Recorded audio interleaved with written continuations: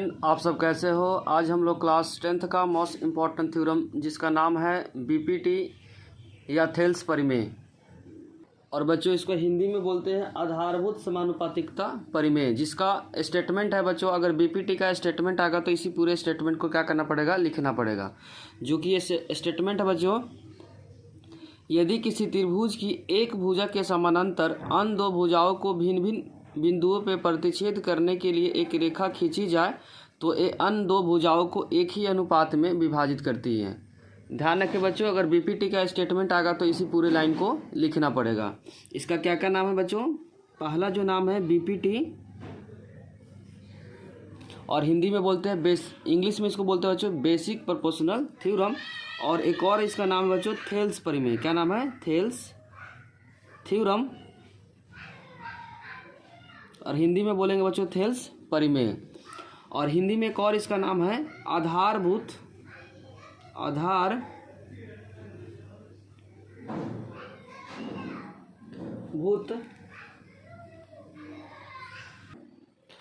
समानुपातिकता परिमेय।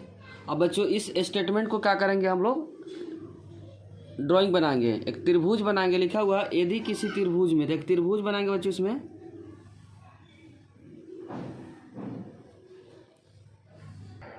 स्टेटमेंट है बच्चों, यदि किसी त्रिभुज की एक भुजा के समानांतर, बच्चों तो इस भुजा के समानांतर लेते, इस भुजा के समानांतर अन्य दो भुजाओं को दो भिन्न भिन्न बिंदुओं पर प्रतिच्छेद करते। इस लाइन के समानांतर मान लेते बच्चों, ये पॉइंट है और ये पॉइंट है।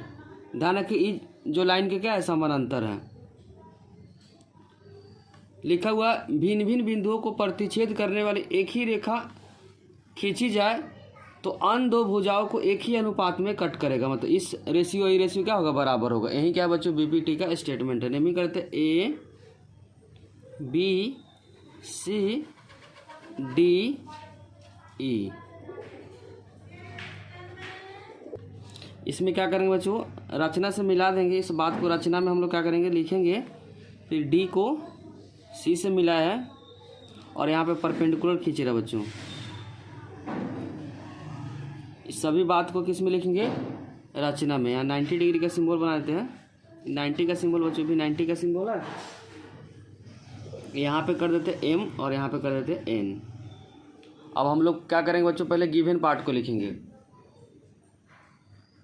पहले क्या लिखेंगे बच्चों, गिवन पार्ट को दिया है, जो दिया बच्चों उसको लिखेंगे। इसमें दिया क्या बच्चों, एक त्रिभुज है तो लिखेंगे त्रिभुज ए बी सी में बच्चों जो डी लाइन है बीसी के समानांतर है तो लिखेंगे डी।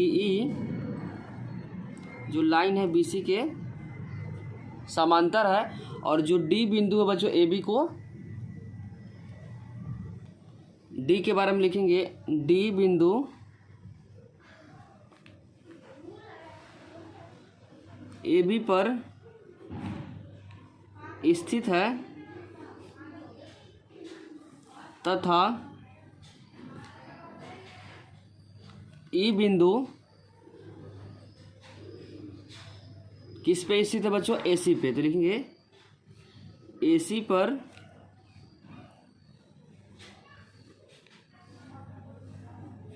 स्थित है। तो सिद्ध करना है, तो सिद्ध करना है जो लाइन कटिंग हुआ बच्चों उसको ऊपर वाला हिस्सा एडी है, एडी अपॉन नीचे क्या बच्चों डी बी इक्वल में हो जाएगा ए ई अपॉन ई सी। यही क्या करना है बच्चों, प्रूफ करना है। बच्चों जो लाइन समानांतर है उसको ऊपर वाला और नीचे वाला का रेशियो क्या होगा, बराबर होगा। यही क्या है, बीपीटी का स्टेटमेंट है। यही क्या करना है बच्चों, हम लोग को प्रूफ करना है। अब हम लोग क्या लिखेंगे बच्चों, रचना लिखेंगे। जो कंस्ट्रक्शन की उसको लिखेंगे। तो रचना में लिखेंगे बच्चों बी को किससे मिला है, ई से मिला है। तो लिखेंगे बी को ई से मिलाने पर और सी को डी से मिलाने पर। लिखेंगे सी को डी से मिलाने पर, और साथ साथ बच्चों जो डीएम लाइन है वो क्या है, एसी पे परपेंडिकुलर है। जो डीएम डॉटेड वाला जो लाइन है लेकिन डीएम परपेंडिकुलर का साइन बच्चों 90 का साइन है किस पे है, एसी पे। उसी तरीके से बच्चों जो ईएन लाइन है, जो ईएन जो डॉटेड से खींचे है वो किस पे है, परपेंडिकुलर है, ए बी पे। तो परपेंडिकुलर का साइन होता है और ए बी। अब हम लोग इसके बाद क्या स्टार्ट करेंगे बच्चों, प्रमाण, और इंग्लिश में इसको बोलते हैं प्रूफ। बच्चों इसमें ध्यान रखिए कि त्रिभुज का क्षेत्रफल होता है 1/2 आधार इंटू ऊंचाई। इसमें ध्यान क्या रखना है कि जिधर से आधार लेते हैं उधर से ही ऊंचाई को लेंगे। बच्चों इसमें ध्यान एक छोटा सा कंसेप्ट रखना है कि अगर त्रिभुज का क्षेत्रफल क्या होता है, त्रिभुज का क्षेत्रफल होता है बच्चों, त्रिभुज का क्षेत्रफल 1/2 आधार इंटू ऊंचाई, आधार इंटू ऊंचाई। तो ध्यान क्या रखना, अगर इधर से आधार लेते तो इधर से क्या लेंगे, ऊंचाई लेंगे।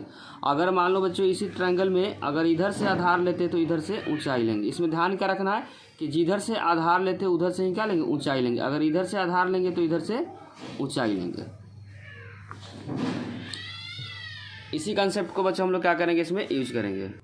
तो इस त्रिभुज को लिखते हैं बच्चों ए डी ई का क्षेत्रफल। तो लिखेंगे यहाँ पे area triangle A D E, area का त्रिभुज हो गया। इसका फॉर्मूला होता है बच्चों 1/2 आधार इंटू ऊंचाई, 1/2, और आधार बच्चों इसको लेते हैं, बेस इसको मानते हैं, एडी को मानते हैं। तो बेस हो जाएगा एडी, और जिधर से बेस है बच्चों उधर से ही क्या लेंगे, ऊंचाई लेंगे। तो ऊंचाई क्या हो जाएगा, ई एन हो जाएगा। तो क्या लिखेंगे यहाँ पे, ई एन। इस को क्या मानते हैं, समीकरण 1 मानते हैं।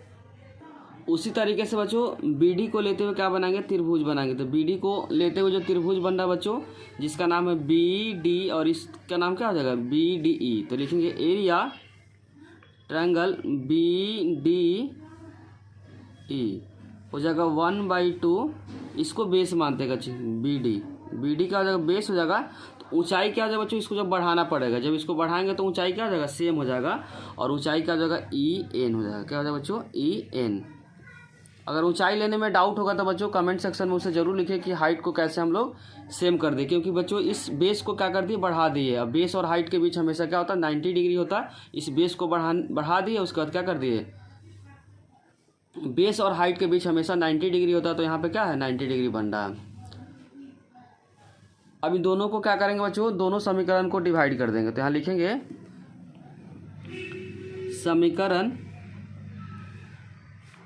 1 और 2 को भाग करने पर, तो यहाँ पे हो जाएगा बच्चों एरिया त्रिभुज ए डी ई, और नीचे बच्चों बी डी ई। इसका है बच्चों 1/2 A D into E N, और नीचे का क्या हो जाएगा बच्चों 1/2 B D into E N. इसको ऊपर लिख दिया बच्चों, इसको नीचे लिख दिया। क्या कटिंग हो जाएगा, 1/2 कैंसिल हो जाएगा, ई एन क्या हो जाएगा, कैंसिल हो जाएगा। तो यहाँ से जो रिजल्ट आएगा बच्चों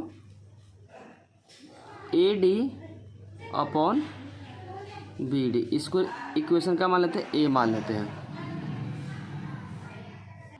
इस समीकरण को बच्चों ए मान लेते हैं। अब क्या करेंगे, त्रिभुज को लेंगे लेकिन बेस को क्या करेंगे, चेंज करेंगे। बेस किसी अलग तरीके से बेस को लेंगे।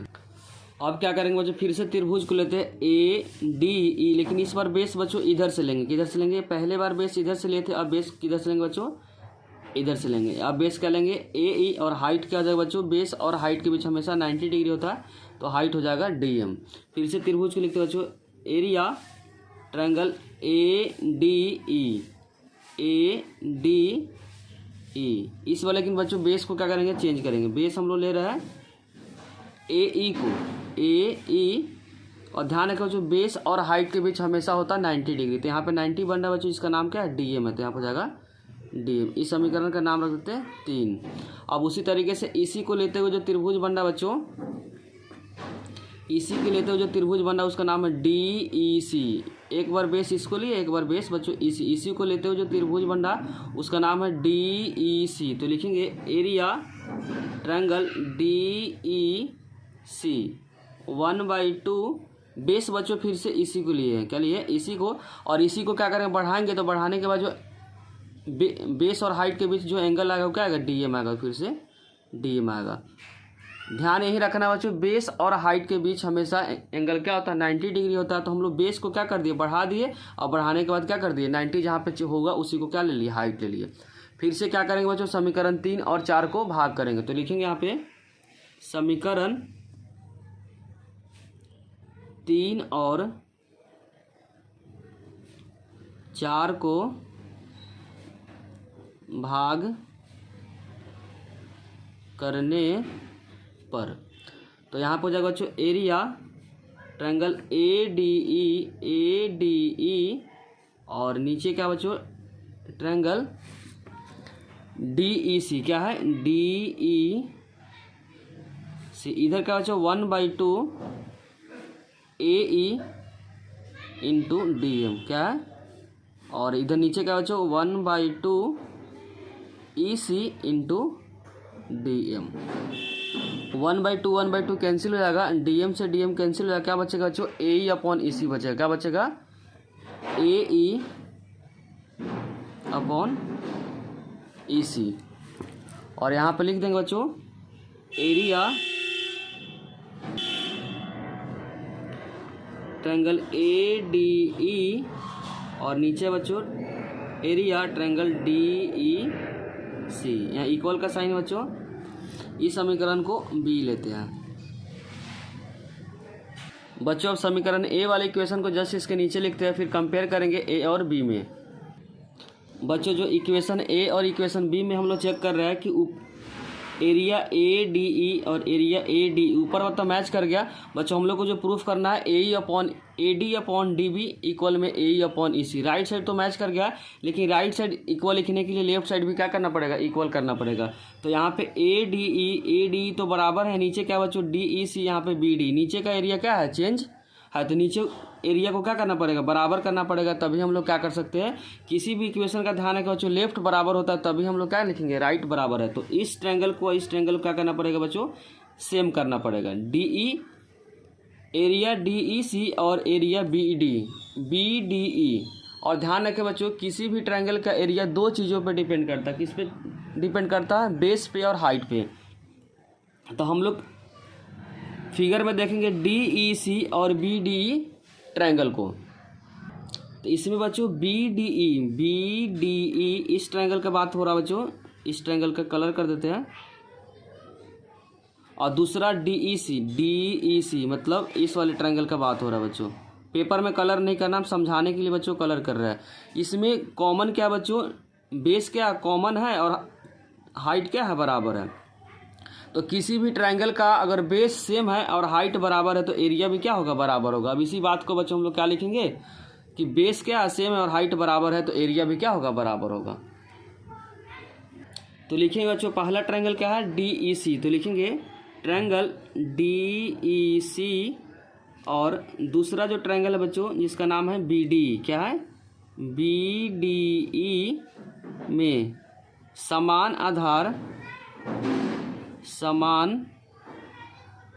आधार इसमें कौन सेम है बच्चों, इसमें सेम है DE, क्या सेम है DE। तो समान आधार क्या हो जाएगा DE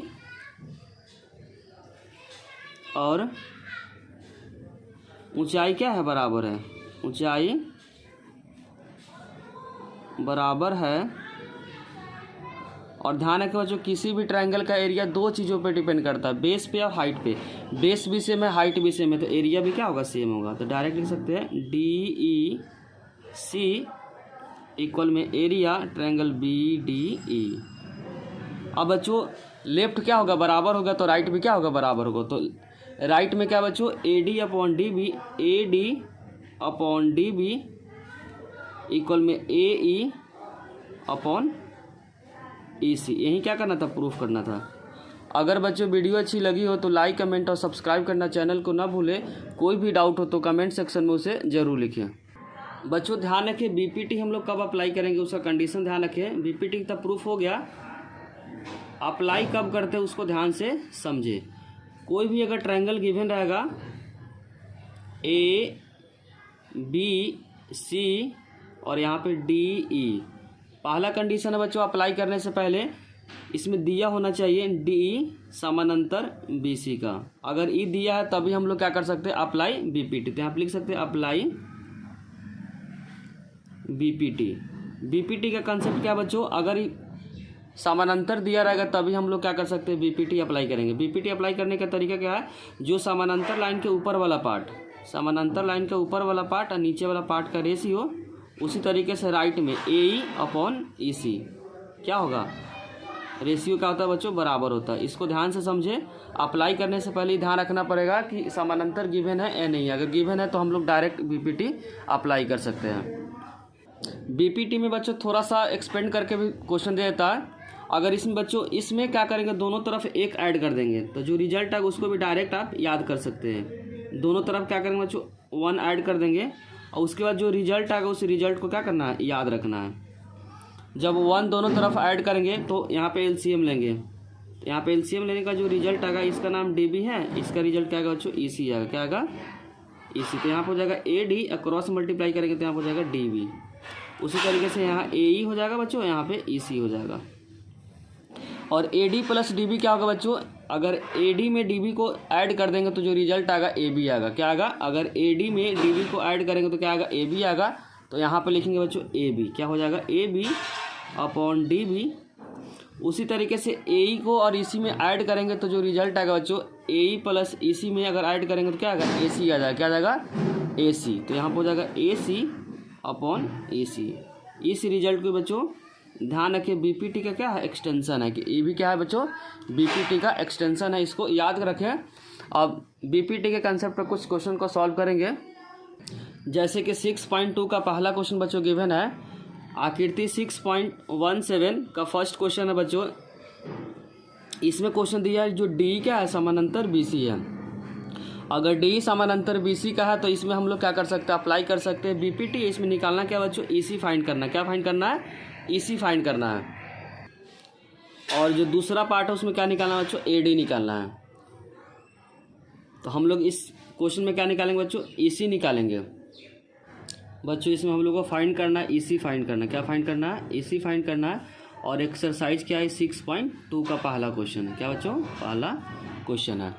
और इसमें गिवन क्या है बच्चों, डी समानांतर बीसी का है, डी ई समानांतर बीसी का। तो हम लोग का समानांतर है तो क्या अप्लाई कर सकते हैं, बीपीटी। तो लिखेंगे A D upon D B equal में ए ई अपॉन ए सी। अब ब्रैकेट में लिख देंगे बाई बीपीटी। बच्चों ध्यान रखिए, बीपीटी अप्लाई करने से पहले समानांतर होना चाहिए, तभी हम लोग बीपीटी अप्लाई कर सकते हैं। एडी क्या है बच्चों, 1.5 है। क्या है, 1.5 है। और डीबी क्या है, 3 है। तो यहाँ 3 यूज कर देंगे। ए कितना है, 1 है। और इसी हम लोग क्या करना है, फाइंड करना है। अब यहाँ पॉइंट हट जाएगा तो क्या आएगा, 0 आएगा। पॉइंट का जितना नंबर आता है, अगर पॉइंट ऊपर है तो नीचे 0 आएगा। अब क्या करेंगे, क्रॉस मल्टीप्लाई करेंगे। तो यहाँ पर जब 15 इंटू ई सी इक्वल में 30 हो जाएगा। तो यहाँ से ई सी का जो रिजल्ट आएगा बच्चों, ई सी 30 अपॉन 15। तो यहाँ से हो जाएगा 2 सेंटीमीटर। तो ई सी का जो लेंथ आ गया बच्चों, 2 सेंटीमीटर आ गया। बच्चों इस क्वेश्चन का आंसर कमेंट बॉक्स में जरूर लिखिए। इसमें गिवन है बच्चों एडी का लेंथ निकालना है और डी समानांतर बीसी है। इसमें हम लोग बीपीटी के हेल्प से क्या करना है, क्वेश्चन को सॉल्व करके कमेंट बॉक्स में इसे लिखना है। देखते बच्चों सबसे पहले किसका कमेंट आता है। अगर वीडियो अच्छी लगी तो लाइक, कमेंट और सब्सक्राइब करना चैनल को ना भूलें। कोई भी डाउट हो तो कमेंट सेक्शन में उसे ज़रूर लिखें। Thank you.